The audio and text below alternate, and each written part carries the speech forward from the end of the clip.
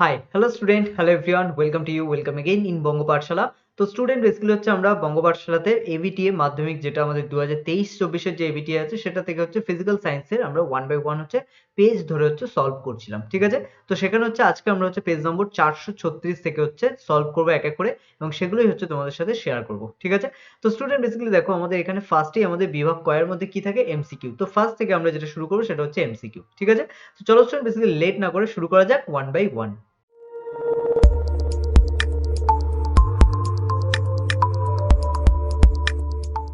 তো স্টুডেন্ট ফার্স্টে আমরা যেটা দেখছি, দেখো কি দেওয়া আছে, বলেছে প্রতিটি প্রশ্নের সঠিক উত্তর নির্বাচন করে তার ক্রমিক সংখ্যা সহ বাক্যটি সম্পূর্ণ করো। তো বেসিক্যালি আমরা যখন অ্যান্সার লিখবো আমাদের সঠিক হচ্ছে মার্কিং করতে হবে, 1.1 দিতে হবে, তারপর এখানে এটা লিখতে পারি, অথবা হচ্ছে আমাদের যে অ্যান্সারটা হবে সেই অ্যান্সারের যে মার্ক সেটা আমাদের পাশে বসাতে হবে, সেটা এ বি সি ডি যা হবে সেটা আমাদের পাশে বসাতে হবে। তো এই প্যাটার্নটা কিন্তু ফলো করো, ঠিক আছে।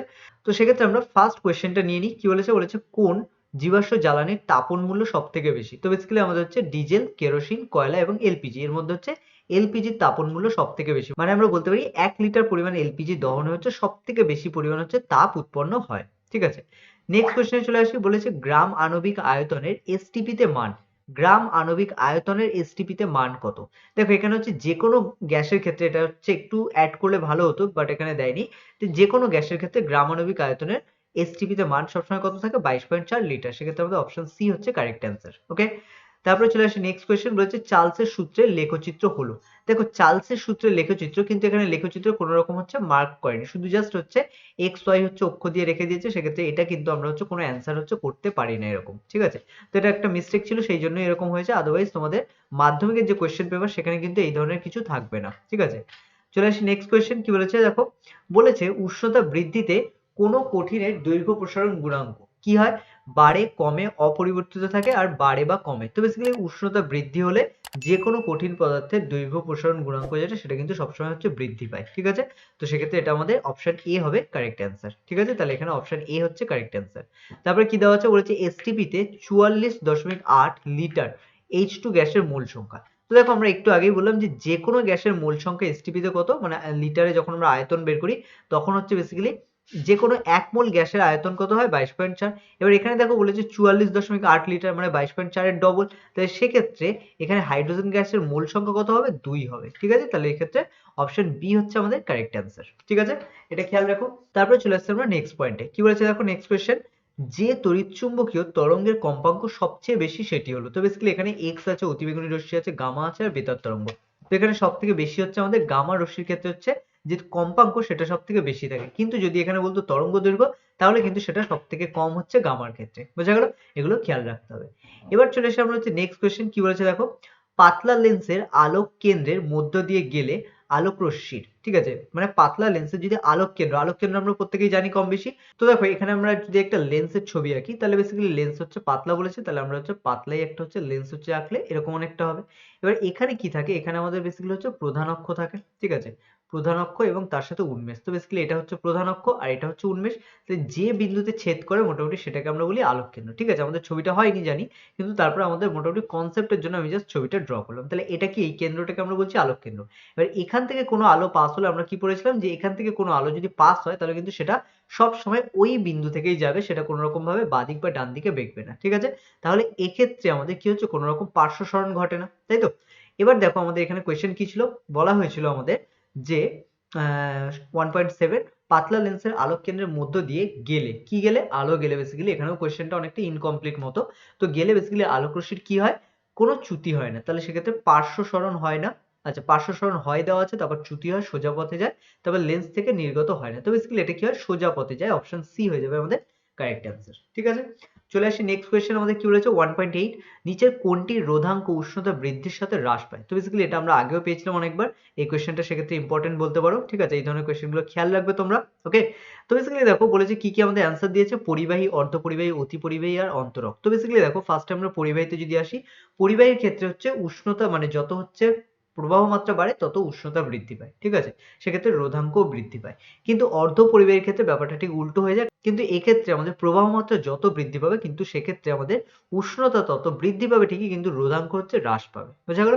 সেক্ষেত্রে আমরা অর্ধ পরিবাহী হচ্ছে আমাদের অ্যান্সার। তাহলে সেক্ষেত্রে কি রোধাঙ্ক উষ্ণতা বৃদ্ধির সাথে সাথে কি হয়, হ্রাস পায়। ঠিক আছে, তাহলে আমাদের অর্ধ পরিবাহীর ক্ষেত্রে উষ্ণতা বৃদ্ধি পেলে রোধাঙ্ক কি হয়, হ্রাস পায়। ঠিক আছে, এবং তখন আরো বেশি মাত্রা হচ্ছে প্রবাহ মাত্রা হচ্ছে দেখা যায়। ওকে, চলে আসি নেক্সট কোয়েশ্চেন, বলেছে হচ্ছে নেক্সট কোয়েশ্চেন কি বলেছে, তড়িৎচালক বল যে ভৌত রাশির সমতুল্য। তো বেসিক্যালি তড়িৎচালক বল আমাদের শক্তির সমতুল্য, এটা আমরা ক্লাসে করেছিলাম। ঠিক আছে, চলে আসি নেক্সট কোয়েশ্চেন কি বলেছে, তেজস্ক্রিয় মৌল থেকে নির্গত বিটা, তেজস্ক্রিয় মৌল থেকে নির্গত বিটা রশ্মি হলো, বেসিক্যালি বিটা রশ্মি আমরা বলেছিলাম আলফা বিটা গামা, তার মধ্যে বলেছিলাম আলফা হচ্ছে ধনাত্মক আধানের স্রোত এবং হচ্ছে বিটা হচ্ছে ঋণাত্মক। আর ঋণাত্মক মানে কি, ইলেকট্রন।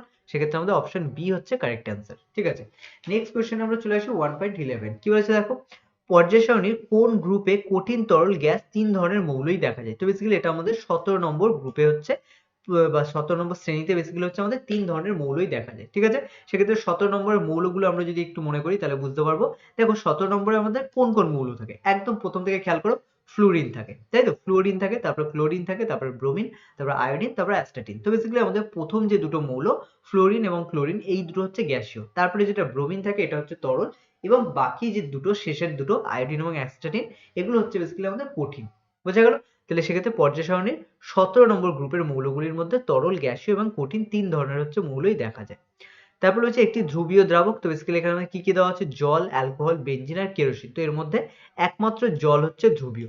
তো তোমরা এর ধরনের একটা কোয়েশ্চেন আগেও পেয়েছিলে, যেখানে আমাদের অ্যালকোহল, বেনজিন, কেরোসিনের সাথে পাইরিফর্ম বা এই ধরনের একটা হচ্ছে যৌগ ছিল। তো আমরা সেক্ষেত্রে অ্যান্সার করেছিলাম কিন্তু পাইরিফর্ম। ঠিক আছে, তো সেক্ষেত্রে জল থাকলে অবশ্যই জল, আর যখন জল থাকবে না তখন বেসিক্যালি এগুলো যেহেতু আমাদের হচ্ছে অধ্রুবীয়, সেক্ষেত্রে আমাদের পাইরিফর্ম হয়েছিল অ্যান্সার। ঠিক আছে, বাট এখানে জল আছে সেজন্য আমাদের জল হচ্ছে ধ্রুবীয়। ঠিক আছে, নেক্সট কোয়েশ্চনে চলে আসি, বলেছে নিচের কোনটি আর্দ্র NH3 গ্যাস শুষ্কীকরণে ব্যবহৃত হয়। তো বেসিক্যালি আমাদের অ্যামোনিয়া, NH3 মানে কি, পুরো নাম হচ্ছে অ্যামোনিয়া, তাহলে অ্যামোনিয়া শুষ্ক করতে কোন গ্যাস ব্যবহৃত করা হয়, বেসিক্যালি আমাদের ক্যালসিয়াম কার্বনেট। ঠিক আছে, CaO। ঠিক আছে, তাহলে অপশন বি হচ্ছে আমাদের কারেক্ট অ্যান্সার। এবার কি বলেছে দেখো, নিচের কোন ধাতু সংকরে Zn বর্তমান। তো নিচের হচ্ছে পিতল যে ধাতু আছে, এর যে সংকর ধাতু, যেহেতু পিতল কি একটি সংকর ধাতু, তো সেক্ষেত্রে এর মধ্যে কিন্তু Zn থাকে। ঠিক আছে, এরপর চলে আসি আমরা নেক্সট কোয়েশ্চেন, বলেছি ইথানলের কার্যকরী মূলক হলো, ইথানলের কার্যকরী মূলক, ইথানল আছে, দেখো লাস্টে কি আছে, অ্যাল, তাই তো, তাহলে বেসিক্যালি আমাদের যদি OH হয় তাহলে অল আসে, কিন্তু যেহেতু CHO গ্রুপ সেই জন্য লাস্টে কি আছে, অ্যাল আসে, তাহলে সেক্ষেত্রে আমাদের এখানে কোন গ্রুপটি হবে, CHO। ঠিক আছে, চলে আসি নেক্সট কোয়েশ্চেন, বলেছে বায়ুমণ্ডলের শীতলতম স্তরের নাম কি। তো বেসিক্যালি বায়ুমণ্ডলের আমাদের শীতলতম স্তর হচ্ছে মেসোস্ফিয়ার। তারপর বলা হচ্ছে বায়োগ্যাসের মুখ্য উপাদান কি। তো দেখো বায়োগ্যাস বেসিক্যালি কি, যেগুলো হচ্ছে আমাদের বিভিন্ন ধরনের জৈব পদার্থ পচে যাওয়ার ফলে যে গ্যাস উৎপন্ন হয় সেটাকে আমরা বায়োগ্যাস বলি। তাহলে এখানে মুখ্য উপাদান কি, মিথেন, কারণ এখানে বেসিক্যালি মিথানোজেনিক নামক একটি ব্যাকটেরিয়া থাকে, যার প্রভাবে বেসিক্যালি আমাদের মিথেন গ্যাস উৎপন্ন হয়। ঠিক আছে, এবার বলেছি দেখো একটি পুনরায় নবীকরণযোগ্য শক্তি উৎসের নাম লেখো, একটি পুনরায় নবীকরণযোগ্য শক্তি উৎসের নাম। বেসিক্যালি সৌরশক্তি হচ্ছে একটি পুনর্নবীকরণযোগ্য, অ্যাকচুয়ালি হচ্ছে পুনরায় নবীকরণ বলতে আমরা এটাকে একসাথে বলতে পারি পুনর্নবীকরণযোগ্য। ঠিক আছে, তাহলে সৌরশক্তিকে একটি পুনর্নবীকরণযোগ্য শক্তি উৎস। চাইলে এখানে আমরা সৌরশক্তি ছাড়াও কি কি দিতে পারি, এখানে আমরা জলশক্তি দিতে পারি, তাছাড়া হচ্ছে বায়ু শক্তি দিতে পারি, এগুলো প্রত্যেকটাই হচ্ছে পুনর্নবীকরণযোগ্য শক্তির উৎস। বোঝা গেল, চলে আসি আমরা নেক্সট কোয়েশ্চেন, বলছি কেলভিন স্কেলে কোন তাপমাত্রায় গ্যাসের আয়তন শূন্য হয়। তো বেসিক্যালি দেখো এখানে আমাদের গ্যাসের আয়তন কিন্তু ঠিক সেই সময় হচ্ছে শূন্য হবে যখন একটা নির্দিষ্ট তাপমাত্রায় গ্যাসের মধ্যে যে অণুগুলো থাকে সেগুলো পুরোপুরি ভ্যানিশ হয়ে যাবে। ঠিক আছে, এবার দেখো এখানে কি আছে, -273 ডিগ্রি সেলসিয়াস হচ্ছে আছে, বা যেটা হচ্ছে 0 কেলভিনের হচ্ছে সমান। তো এই টেম্পারেচারে মনে করা হয় যে আদর্শ গ্যাস যারা আছে তারা হচ্ছে এই টেম্পারেচারে কি হয়ে যায়, ভ্যানিশ হয়ে যায়। ঠিক আছে, সেক্ষেত্রে কি তাদের আয়তন শূন্য হয়ে যায়, সেক্ষেত্রে তাদের আয়তন যেহেতু থাকে না তাহলে গ্যাসে কি কোনো বেগও থাকে না। ঠিক আছে, তো বেসিক্যালি এখানে আমাদের আয়তন চেয়েছে, তো সেক্ষেত্রে খেয়াল রাখতে হবে এখানে আমাদের -273.15 ডিগ্রি সেলসিয়াস তাপমাত্রায় আমাদের যে কোনো গ্যাসের আয়তন কি হয়ে যায়, শূন্য হয়ে যায়। বোঝা গেল, এবং একই সাথে এখানে মনে রাখতে হবে যে এক্ষেত্রে যেহেতু আয়তন শূন্য তাহলে বেগও কি হয়, শূন্য হয়ে যায়। ঠিক আছে, এবার বলছে সত্য বা মিথ্যে লেখো, গ্যাসের অণুগুলির মোট শক্তি, অণুগুলির মোট স্থিতিশক্তি এবং মোট গতিশক্তির যোগফল। তো এটা সত্য বা মিথ্যে, তো এটা অবশ্যই সত্য, কারণ গ্যাসের অণুগুলির হচ্ছে মোট গতিশক্তি সবসময় কি হয়, যে স্থিতিশক্তি আর গতিশক্তি আছে তাদের যোগফল হয়। বোঝা গেল, চলে আসি নেক্সট কোয়েশ্চেন, সমান উষ্ণতা পরিবর্তনে সব গ্যাসের আয়তন প্রসারণ কি সমান হয়। তো সমান উষ্ণতার পরিবর্তনে যদি উষ্ণতার পরিবর্তন একই হয় তাহলে সব গ্যাসের আয়তন প্রসারণ কি সমান হয় না হয় না। তো বেসিক্যালি এর ক্ষেত্রে সমান হয় না, কারণ এক্ষেত্রে আমাদের কি গ্যাসের যে অণুগুলো থাকে সেগুলোর সংখ্যা সমান হতে পারে, যেটা আমরা অ্যাভোগাড্রো সংখ্যা থেকে বলি। ঠিক আছে, কিন্তু এক্ষেত্রে যে অণুগুলো আছে তাদের কিন্তু আকার প্রত্যেকের ক্ষেত্রে সমান হয় না। ঠিক আছে, সেক্ষেত্রে আমরা বলতে পারি এখানে হচ্ছে সমান উষ্ণতা পরিবর্তনে সব গ্যাসের আয়তন প্রসারণ কিন্তু হচ্ছে সমান হয় না। বোঝা গেল, তারপরে চলে আসি আমরা নেক্সট কোয়েশ্চেন, বলেছে তাপ পরিবাহিতাঙ্কের এসআই একক কি। এটা আমরা আগে অনেকবার পেয়েছি এবং এটা কিন্তু ভীষণভাবে ইম্পর্টেন্ট। তো এটা হচ্ছে তোমরা অবশ্যই পাশে হচ্ছে ভিআই বা হচ্ছে পাশে স্টার মার্ক করে রাখো, ঠিক আছে। তাহলে এখানে দেখো বলেছে তাপ পরিবাহিতাঙ্কের এসআই এককটি হলো ওয়াট প্রতি মিটার কেলভিন, বা এটাকে আমরা এভাবেও বলতে পারি watt metre inverse kelvin inverse, ঠিক আছে, এইভাবেও বলতে পারি, ঠিক আছে। যেটাকে আমরা লিখতে হলে কিভাবে লিখবো, ওয়াট লিখবো, তার পাশে জাস্ট ডট দেবো, দিয়ে হচ্ছে মিটারকে জাস্ট হচ্ছে মিটার লিখে তার উপর হচ্ছে -1 দিয়ে দেবো, যেটাকে আমাদের ইনভার্স সাইন বোঝায়। তার সাথে সাথে আবার একটি ডট দিয়ে হচ্ছে আমাদের কেলভিন লিখে উপরে -1 দেবো, তাহলে এটাকে কি বোঝায়, কেলভিন ইনভার্স, ঠিক আছে। তাহলে এটার মানে হচ্ছে অ্যাকচুয়ালি এটাই, ঠিক আছে। তো সেক্ষেত্রে আমরা এটাও লিখতে পারি অথবা এটাও লিখতে পারি, যেটা তোমার খুশি। ওকে, চলে আসি নেক্সট কোয়েশ্চেন, রয়েছে সাদা আলো প্রিজমে পড়লে কোন বর্ণের আলো বেশি কোণে বেঁকে যায়। তো এখানে দেখো সাদা আলো যখনই প্রিজমে পড়ে আমরা জানি হচ্ছে 7টা আলোতে ভেঙে যায়। তাহলে একদম উপরে থাকে আমাদের কি ভায়োলেট, ভি ফর ভায়োলেট, এবং একদম নিচে থাকে কে, লাল, তাই তো। তাহলে নিচে থাকছে আমাদের রেড। ওকে, তো বেসিক্যালি দেখো এখানে হচ্ছে লাল আর হচ্ছে ভায়োলেট, এই দুটো কালার থাকে। সেক্ষেত্রে আমাদের এখানে হচ্ছে প্রিজমে কোন বর্ণের আলো বেশি কোণে বেঁকে যায়। আমরা পড়েছিলাম যে লাল বর্ণের ক্ষেত্রে কিন্তু গতিবেগ বেশি, সেক্ষেত্রে কিন্তু গতিবেগ বেশি হওয়ার জন্য বা একই সাথে আমরা বলতে পারি তরঙ্গ দৈর্ঘ্য বেশি হওয়ার জন্য কিন্তু এটা বেশি কোণে বেঁকে না। সেক্ষেত্রে আমাদের ভায়োলেট যেটা আছে, যেটা বেগুনি কালার, এটা কিন্তু হচ্ছে অ্যাকচুয়ালি এর গতিবেগ কম এবং হচ্ছে তরঙ্গ দৈর্ঘ্য কম হওয়ার কারণে হচ্ছে এটা বেশি কোণে বেঁকে যায়, ঠিক আছে। তাহলে এখানে আমাদের অ্যান্সার কি হবে, সাদা আলো প্রিজমে পড়লে বেগুনি বর্ণের আলো বেশি কোণে বেঁকে যায়, ঠিক আছে। নেক্সট কোয়েশ্চেন চলে আসে, বলেছে মোটর গাড়ি ভিউ ফাইন্ডারে কোন ধরনের দর্পণ ব্যবহার করা হয়। মোটর গাড়ির ভিউ ফাইন্ডারে বেসিক্যালি উত্তল দর্পণ ব্যবহার করা হয়। ওকে, তারপরে কি বলেছে দেখো, R1 ও R2 রোধ দুটিকে সমান্তরালে যোগ করলে তুল্য রোধ কত হবে। তো R1 আর R2 রোধ দুটিকে যদি আমরা সমান্তরালে যোগ করি, সেক্ষেত্রে আমাদের কিন্তু তুল্য রোধ হবে R1 ইন্টু R2 বাই হচ্ছে R1 প্লাস R2। এবার এটা কিভাবে আসে চলো একটু দেখে নেওয়া যাক। তো বেসিক্যালি দেখো এখানে আমাদের R1 প্লাস R2, বেসিক্যালি আমাদের তুল্য রোধ সমান্তরালের ক্ষেত্রে আমরা কি জানি, 1 বাই হচ্ছে R, ঠিক আছে, 1 by R is equal to 1 by R is equal to 1 by R1, ঠিক আছে, 1 বাই R1 প্লাস হচ্ছে 1 বাই R2, ঠিক আছে। এটা হচ্ছে আমাদের সূত্র। এবার দেখো এখান থেকে আমরা যদি 1 বাই R2 এটা যদি করি, ঠিক আছে, এখান থেকে আমাদের ফর্মুলা অনুযায়ী কি আসে, নিচে R1 প্লাস R2 হচ্ছে গুণ অবস্থায় থাকে, ঠিক আছে, সরি R1 প্লাস নয়, R1 ইন্টু হচ্ছে R2, ঠিক আছে, R1 আর R2 কি থাকছে, গুণ অবস্থায় থাকছে। যেহেতু এখানে আমি কিছু লিখিনি, তার মানে কি এটা বোঝাচ্ছে হচ্ছে একটা ডট দিয়ে যেটা কি গুণ অবস্থায় আছে। আর উপরে কি হবে এক্ষেত্রে, এখানে আমাদের হচ্ছে R2 প্লাস হচ্ছে R1, ঠিক আছে, R2 প্লাস হচ্ছে কি R1, ঠিক আছে, R2 প্লাস হচ্ছে R1। ওকে, তাহলে এই যে জিনিসটা দেখছো এটা হচ্ছে কি 1 বাই R1 এর জন্য, কিন্তু আমাদের তুল্য রোধের মান কত, মানে কি দিয়ে প্রকাশ করা হয়, R দিয়ে, তাই তো। তাহলে R এর ক্ষেত্রে যখন আমরা এটা 1 বাই R ছিল তখন এটা R2 প্লাস R1 ছিল বাই R1 ইন্টু R2, কিন্তু এটা যখনই হচ্ছে R হয়ে গেল তখন কি হবে, এই পুরো জিনিসটা উল্টে যাবে। সেক্ষেত্রে আমাদের উপরে কি আসবে, R1 ইন্টু R2, বুঝে গেল, R1 ইন্টু R2 মানে উপরে গুণটা চলে আসবে, নিচে যোগটা চলে আসবে, ঠিক আছে, এটা মাথায় রাখতে হবে। তাহলে সেক্ষেত্রে এখান থেকে আমরা বলতে পারি এখানে R1 ও R2 রোধ দুটিকে সমান্তরালে যোগ করলে তুল্য রোধ কত হবে, R1 into R2 by R1 plus R2, ঠিক আছে। চলে আসি নেক্সট কোয়েশ্চেন, রয়েছে হচ্ছে ডায়নামোতে কোন শক্তি কোন শক্তিতে রূপান্তরিত হয়। বেসিক্যালি আমাদের ডায়নামোতে হচ্ছে যান্ত্রিক শক্তি বিদ্যুৎ শক্তি বা হচ্ছে তড়িৎ শক্তিতে রূপান্তরিত হয়, ঠিক আছে। সেক্ষেত্রে আমরা এখানে কি বলতে পারি, ডায়নামোতে যান্ত্রিক শক্তি আমাদের বৈদ্যুতিক শক্তি বা তড়িৎ শক্তিতে রূপান্তরিত হয়। নেক্সট কোয়েশ্চেন কি বলেছে দেখো, বলেছে ক্যান্সার চিকিৎসায় ব্যবহৃত হয় এরূপ একটি তেজস্ক্রিয় মৌলের নাম লেখো। তো বেসিক্যালি ক্যান্সার চিকিৎসায় ব্যবহৃত এরকম একটি তেজস্ক্রিয় মৌল হচ্ছে কোবাল্ট। ওকে, এবং মনে রাখতে হবে এক্ষেত্রে কোবাল্টের যে হচ্ছে সংখ্যা এটা হচ্ছে 60 থাকে, ঠিক আছে, কোবাল্ট 60।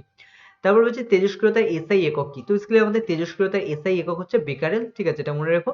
এটা হচ্ছে এটা দিয়েই কোয়েশ্চেন দেয় বেসিক্যালি। তেজস্ক্রিয়তা এছাড়াও আরো দুটো একক আছে, যেটাকে আমরা এক হচ্ছে আমাদের কুরি আর দুই হচ্ছে রাদারফোর্ড, ঠিক আছে। তো এই বেসিক্যালি তিনটে একক, তো আমাদের এসআই একক কোনটি, বেকারেল। ওকে, এবার চলে আসি নেক্সট কোয়েশ্চেন, বলেছে একটি কঠিন সমযোজী যৌগের নাম লেখো। তো বেসিক্যালি কঠিন সমযোজী যৌগের নাম কি হবে, চিনি হতে পারে, ন্যাপথেলিন হতে পারে। তো এই ধরনের হচ্ছে যৌগ যেগুলো হচ্ছে কঠিন অবস্থায় পাওয়া যায় সেগুলো হচ্ছে কি আমাদের কঠিন সমযোজী যৌগ।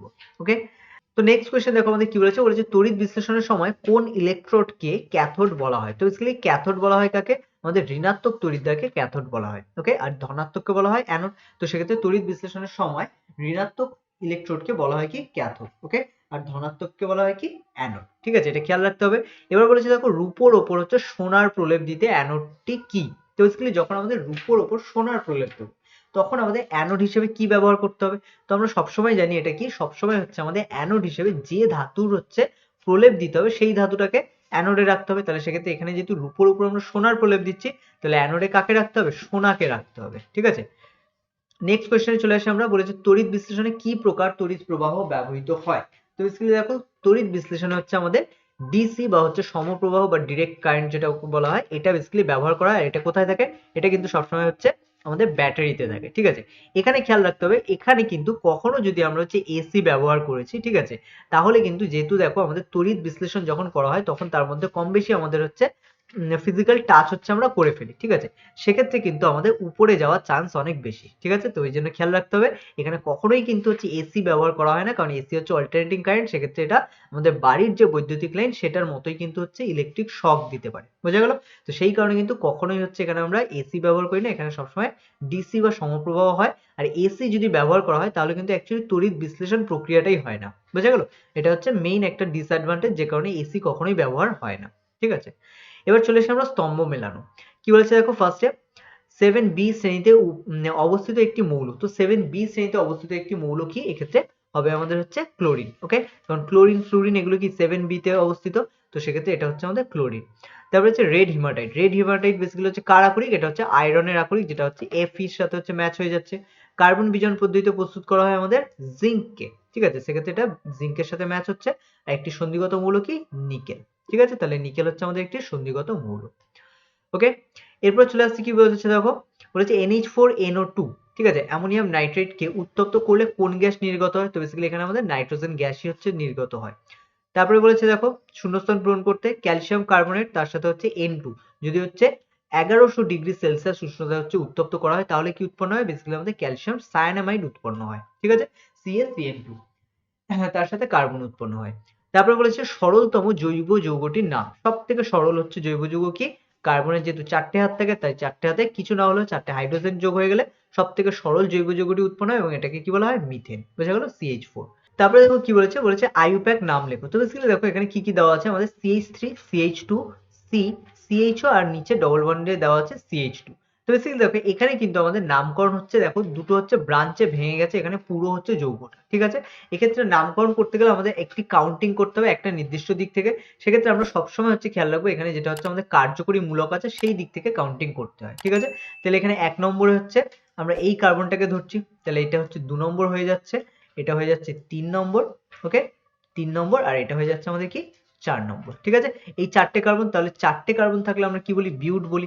কিন্তু তারপরে দেখো এখানে 2 নম্বরে কি আছে? এখানে হচ্ছে মিথিলিন গ্রুপ আছে। তাহলে দেখো মিথিলিন থাকার জন্য বেসিক্যালি এটা কিন্তু মিথাইল নয়, কারণ এটা যদি সিঙ্গেল বন্ড থাকতো তাহলে আমরা বলতাম মিথাইল, কিন্তু যেহেতু হচ্ছে ডবল বন্ড তাহলে সেক্ষেত্রে মিথাইল না বলে আমরা কি বলবো? মিথিলিন, ঠিক আছে। তাহলে দেখো বেসিক্যালি আমাদের 2 নম্বরে কি আছে? মিথিলিন। তাহলে এখানে আমরা নামকরণ করতে পারি হচ্ছে 2 মিথিলিন। তারপরে এটা যেহেতু 4টে কার্বন সেজন্য বিউট। তার সাথে হচ্ছে 1 নম্বরে কি আছে? আমাদের অ্যালডিহাইড গ্রুপ আছে, সেজন্য এখান থেকে আমাদের নামের সাথে কি যোগ হবে? অ্যাল, ঠিক আছে। এটা হতে পারে। তো সেক্ষেত্রে পুরো নামটা কি হচ্ছে আমাদের, দেখো 2 মিথিলিন বিউট অন অ্যাল, ঠিক আছে। এটা হতে পারে, অথবা আমরা এটাকে লাস্টে বিউটানল একসাথে বলতে পারি, ঠিক আছে। তাহলে 2 মিথিলিন, এখানে সরি এখানে হচ্ছে ময় হস্যিটা পড়েনি তো এটা দিয়ে নিও তোমরা, ঠিক আছে। ময় হস্যি হবে এক্ষেত্রে।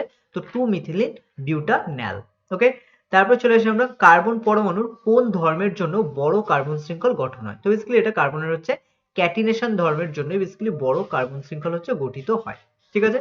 কৃত্রিম উপায়ে তৈরি একটি পলিমারের নাম। তো বেসিক্যালি কৃত্রিম উপায়ে তৈরি একটি পলিমার, এখানে অনেক কিছু হতে পারে, বাট এখানে আমরা পলিথিন নিয়েছি, তোমরা চাইলে এখানে পিভিসি নিতে পারো, ঠিক আছে, পলিভিনাইল ক্লোরাইড, ঠিক আছে, বা পলি হচ্ছে টেট্রাফ্লুরোইথিলিন নিতে পারো। তো এরকম যে কোনো হচ্ছে যৌগ কিন্তু এখানে নিতে পারো, ঠিক আছে। তো এখানে আমাদের মনে রাখতে হবে কৃত্রিম পলিমার বলেছে, তাই সেক্ষেত্রে কৃত্রিম যেগুলো হচ্ছে প্রস্তুত করা হয় মনোমার থেকে সেগুলো সবই হচ্ছে আমাদের কৃত্রিম পলিমার, ঠিক আছে। তাহলে আমরা যে 4টে নাম বললাম 4টের মধ্যে তুমি যে কোনো একটা দিতে পারো, বাট এখানে আমরা পলিথিন রেখেছি, ঠিক আছে।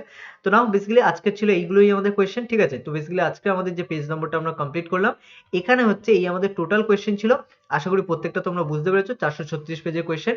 যদি কোথাও কোনো ডাউট থেকে যায় তাহলে অবশ্যই হচ্ছে কমেন্ট করো। আর এছাড়া তোমাদের হচ্ছে যদি এই টপিকের উপর অন্য কোনো হচ্ছে ডাউট থাকে তাহলে সেক্ষেত্রে তোমরা ডেসক্রিপশনে দেওয়া আছে টেলিগ্রামের লিঙ্ক, টেলিগ্রামের থ্রুতে তোমরা হচ্ছে আমাদের টেলিগ্রামে জয়েন করে সেখানেও তোমাদের কোয়েশ্চেন জানাতে পারো, ঠিক আছে। তো student now all the best, প্রত্যেকে ভালো করে হচ্ছে বাড়িতে পড়াশোনা করো এবং ভালো করে অবশ্যই নিজেদের মাধ্যমিকের প্রিপারেশন নাও, ঠিক আছে। দেখা হচ্ছে আবার তোমাদের সাথে নেক্সট ক্লাসে।